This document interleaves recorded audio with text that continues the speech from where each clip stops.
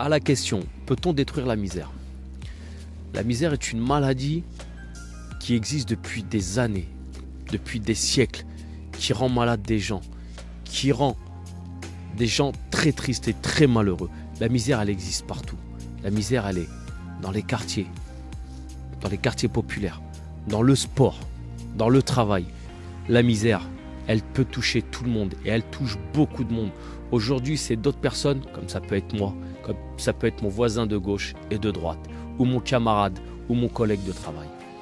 La misère touche beaucoup de personnes isolées dans leur appartement, sans le savoir. On dit bonjour à nos voisins et souvent, ils n'ont même pas de quoi manger à la fin du mois. Les petites retraites, les petits salaires, tout ça, tous ces éléments, tous ces facteurs sont liés à la misère. La misère, on peut la combattre. On peut la combattre à plusieurs. Tous unis, citoyens, quartier populaire, quartier riche, les politiques. Réveillez-vous les politiques, parce que c'est bien beau de nous promettre du rêve, des promesses, des logements, du travail. Une fois élu, plus rien. Combien de pourcentage que vous avez aidé? Ça ne se compte pas. Aidez-nous à aider toutes ces personnes qui sont dans la tristesse, dans la misère, n'ont pas de quoi manger. Les petites retraites où ils ont du mal à payer leur loyer, à manger, à profiter de la vie. Les petits salaires, cela c'est le plus important. Nous pouvons tous détruire la misère. Tous unis, solidaires, enfants de toute origine, Français de souche. Nous sommes tous les enfants de la République, les enfants où nous avons tous grandi ensemble. La misère est une maladie, est une grosse maladie qu'on peut combattre. Nous pouvons combattre cette plus grosse maladie qui est la misère.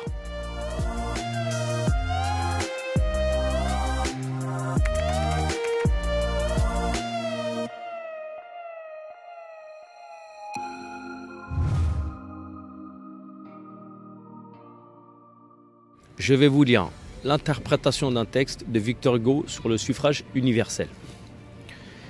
Messieurs, dames, puisque la déclaration des droits de l'homme et du citoyen semble ignorée, oubliée, méprisée, puisqu'elle est calomniée, je chercherai toutes les occasions de la glorifier dans ce qu'elle a fait de magnanime et de beau. La grande sagesse de cette déclaration, ce ne fut pas seulement de confondre et de dignifier dans le même pouvoir souverain le bourgeois et le prolétaire, ce fut d'aller chercher dans l'accablement, dans l'abandon, dans cet abaissement qui conseille si mal l'homme de désespoir et de lui dire « espère », la femme de colère, et de lui dire « raisonne », le mendiant, le pauvre, le vagabond, comme on dit, le misérable, et de le sacré citoyen. Le suffrage universel dit à tous, et je ne connais pas de plus admirable formule de la paix publique. Soyez tranquilles, vous êtes souverain. Et il ajoute, vous souffrez. Eh bien, vous allez travailler, vous-même dès à présent, aux grandes œuvres de la destruction de la misère, par des hommes qui seront à vous, par des hommes en qui vous mettrez votre âme et qui seront en quelque sorte votre main. Soyez tranquilles. Voyez, messieurs, dames, comme ce qui est profondément juste et toujours en même temps profondément politique, le suffrage universel, en donnant un bulletin à ceux qui souffrent, leur ôte le fusil. En leur donnant la puissance, il leur donne le calme. Tout ce qui grandit, l'homme l'apaise. Au fond de la conscience de tout citoyen, du plus humble au plus grand, au fond de l'âme, il y a un sentiment sacré et indestructible, le droit. Ce sentiment est l'élément de la raison de l'homme, le granit de la conscience humaine. Le droit, voilà, messieurs, dames, le rocher sur lequel viennent s'échouer et se briser les iniquités, les hypocrisies, les mauvaises lois et les mauvais gouvernements.